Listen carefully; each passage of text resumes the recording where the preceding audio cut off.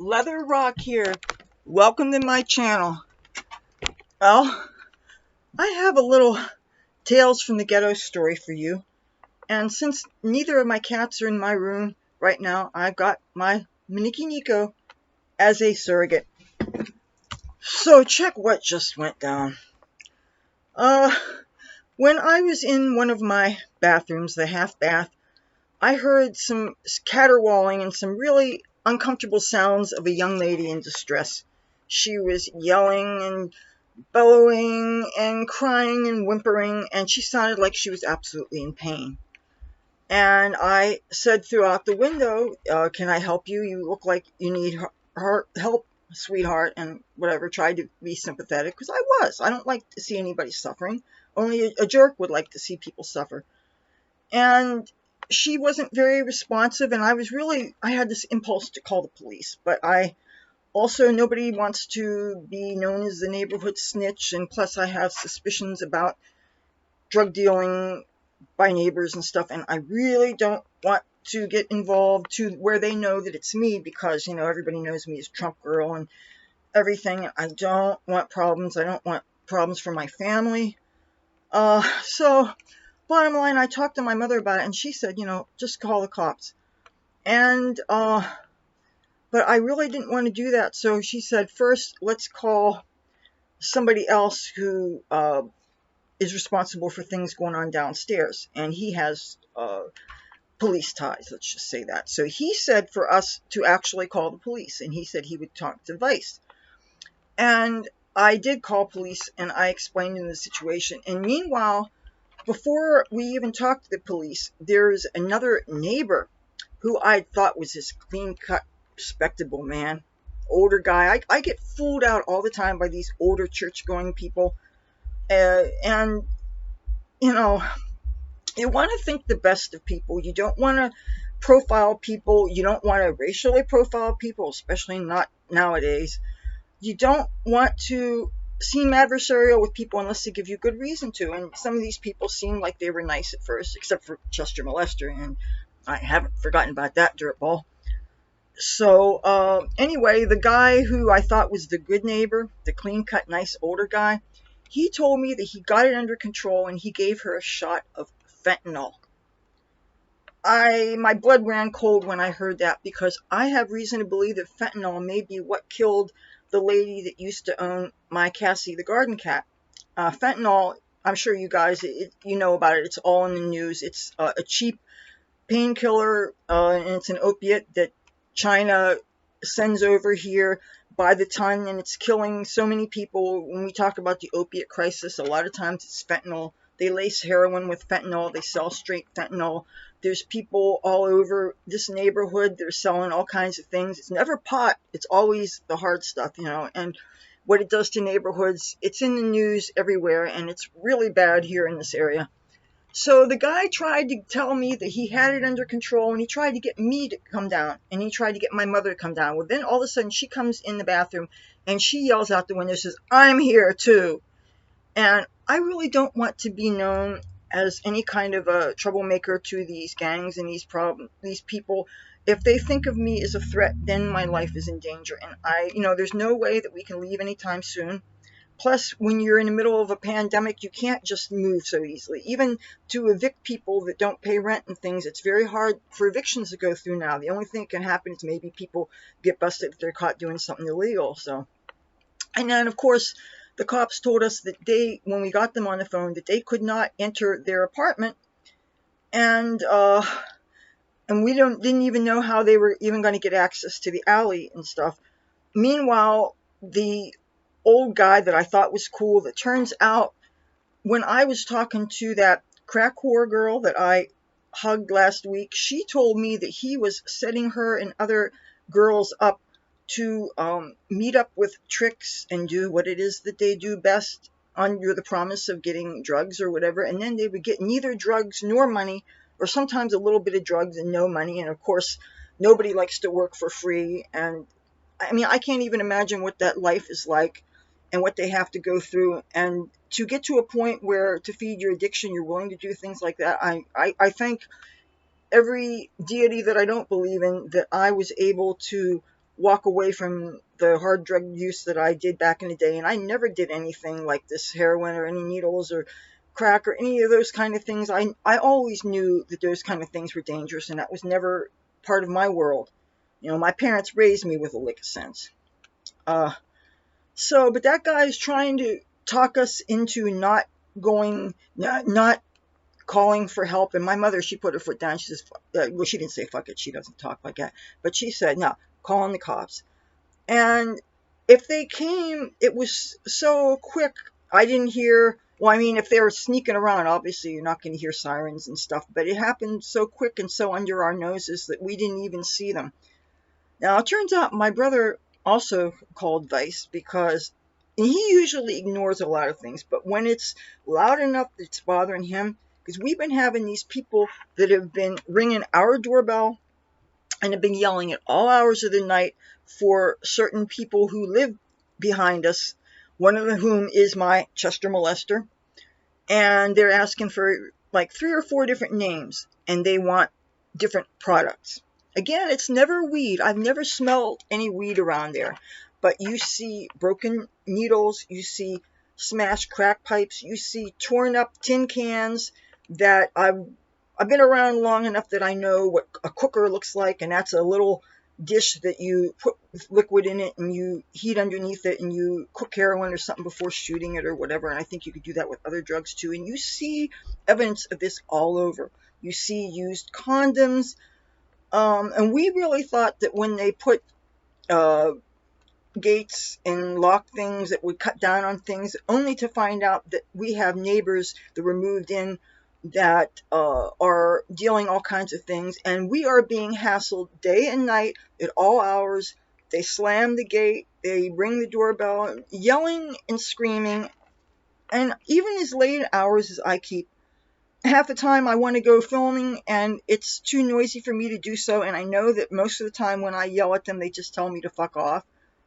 And I'm really trying not to draw attention to my home, especially the places where there might be political stuff in the windows. And I've taken a few things down, like the police sign I took down because I really don't want the dirt bags to see that and put 2 and 2 together, because I am concerned about my safety. My mother doesn't really have much to worry about in that regard because she only goes out when she has medical things. And her face is not known everywhere. She's not on video. Her face isn't splattered here and there. She's not a media personality. She never wanted any kind of, she is of the old school where the only times you're supposed to be in the paper is when you're born, when you're married, and when you die. So she's a little camera shy in that regard. I mean, you see how many times I've been able to put her on my videos. She just is not very inclined to that. But since we're stuck here, we are really trying to do something. We want to make this neighborhood a better place. The family that I have, we really do want to make the world better than it was before we got here. We never planned on being in this shithole of a neighborhood, but since we're here and we can't leave anytime soon, even if there wasn't a pandemic, you never want to move in the summertime because the rents are at their highest. Instead of paying a normal rent all year, they would start off with a higher rent and stuff, and it's not doable. I mean, we still haven't turned our cable back on because my brother still has not got his stimulus check, and we even only paid half the rent this month, and we have never messed up on our rent. And all the years, as far as I know, all the years I've been alive, my family has never done that. And I know when I was in California, they were doing pretty well, so they didn't miss any bills or anything. But this COVID-19 has really changed things for most people, so it's definitely hit my family financially too. Oh man, I'm sweating bullets. But now the neighbors know that I guess we're on to them. And and my mother mentioned something about Chester molester, but of course she didn't say what he did to me, because I don't think that I would be believed anyway. Whenever women come forward, the only time that they're believed is if it's in a presidential election year and their cause is being used to impact an election. But if it's just an anonymous citizen, who cares?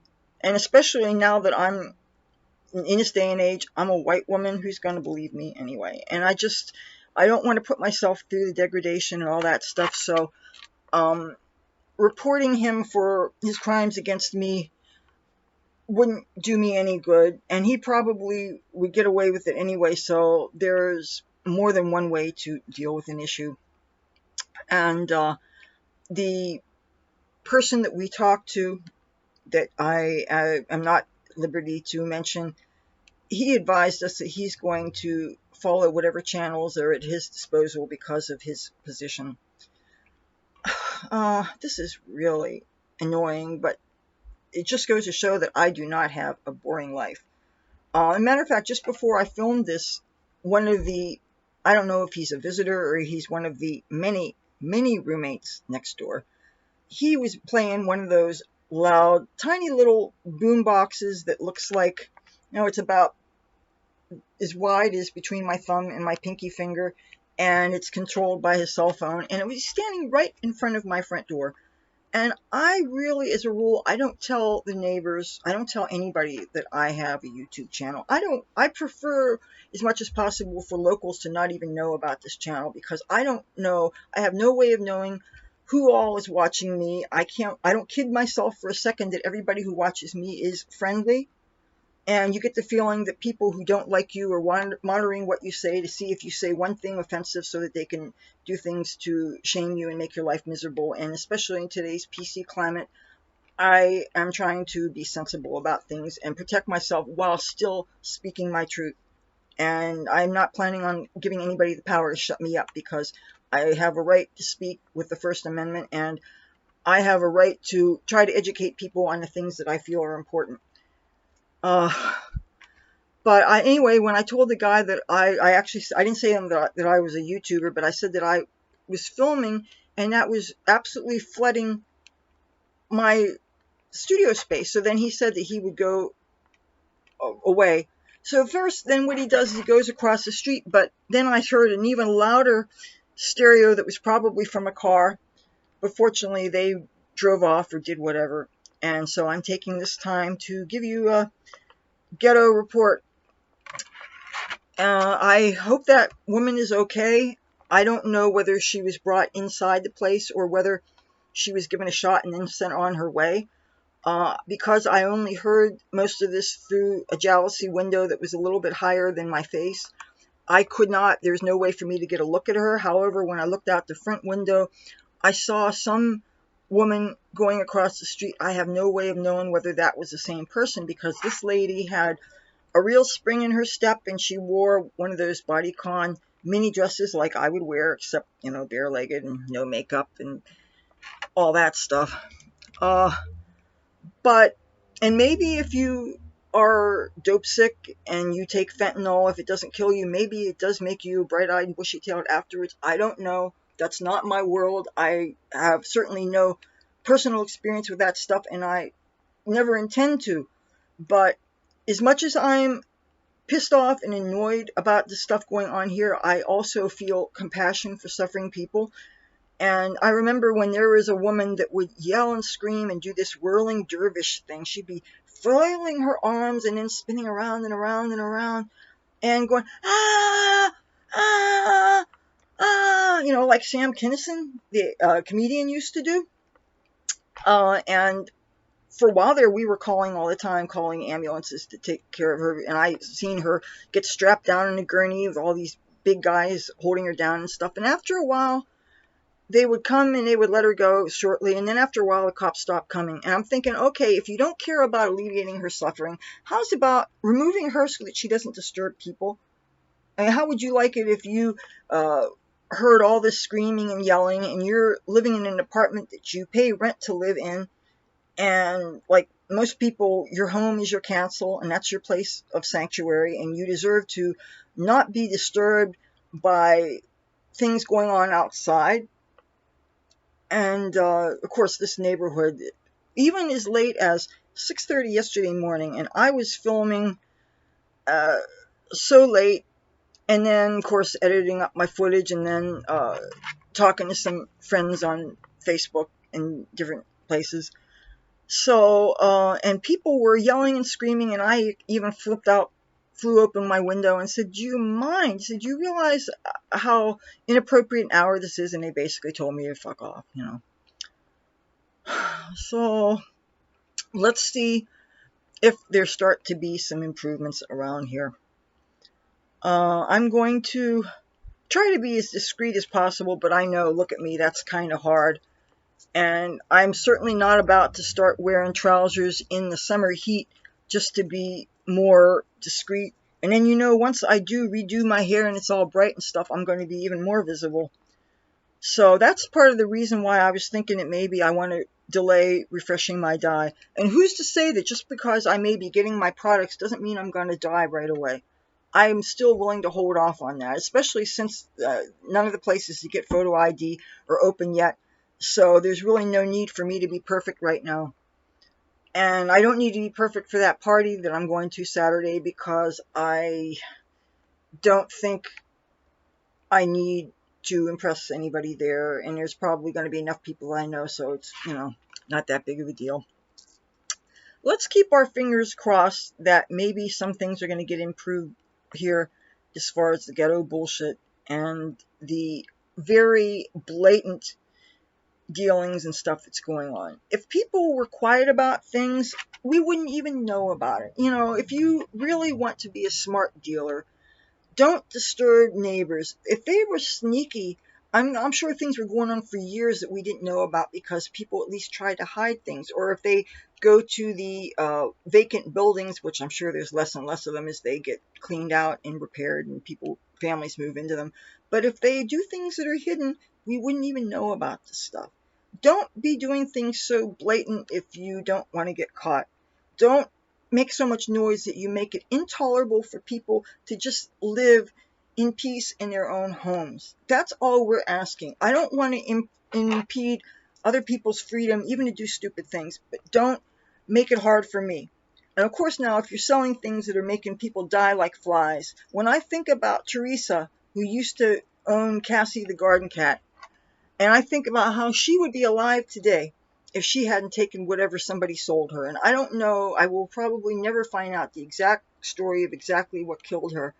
But when I found out that there's people selling that stuff here, and people have no moral qualms about what they're doing, and they sell prescription opiates, and I don't know how much they sell them for and exactly what it is they're selling. There's no uh, dearth of a variety of pills of different kinds, and people will buy them. And what if these people that they sell things to OD right away? What if somebody has been drinking shots of whiskey or something, and then they take these downers and these opiates? People are dying. They're dropping like flies. You know, COVID's killing people. This drug epidemic is killing people. It's really sad to watch. And when you think of all the things that are destroying neighborhoods, and these things that I'm witnessing now, this isn't even a racial thing. These are things, people are killing each other. So much, most of the dealers that I'm seeing, they're other black people, and they're selling to other black people. So this is, you want to talk black on black violence, it's out here. I don't like seeing people suffer. Unless, of course, I'm really mad at them because they abused me. Like, I'm not going to act like, oh, I love everybody and I'm like Jesus, I'm going to turn the other cheek. I'm not that nice. I wish I could be, but no. Some things are hard to forgive, like Chester Molester, and he has not heard the last of me. I hope that the Vice knows that we're having a problem, and I hope things get cleaned up here. It is really a crisis. And this whole thing of them banging on that gate all hours of the night, ringing our doorbell, yelling and screaming, that has to stop. Now my mother is really getting stressed out, and you know, she has high blood pressure, she's heavy, she has heart failure. My mother does not need the stress of this. And as angry as I am for being personally inconvenienced, the fact that it's bothering my mother, that really makes me angry. My brother, he never gets involved with things. He takes sleeping pills and he doesn't hear things. Well, now it's starting to piss him off. And he's got apparently friends in the police force too. So, well, he has lots of friends. But he's finally I guess because he doesn't want anything to happen to Mom either, because he doesn't want to be ass out on the street with no place to live. She's keeping him afloat too. I'm just so angry about this. I am absolutely livid. But hopefully some changes will be made. Plus, I think we may have scored points with the idiot guy downstairs. I don't know. I don't really care. I'm not out to impress anybody. I'm just trying to be as honest as I can and give you a snapshot of what life in the ghetto is like here in Atlantic City. Nice. But I'm sure what I'm going through here is going through in towns and cities all over the world. It's not something unique to here. It's not unique to big cities. This thing is going on in small towns. It's going on in suburbia.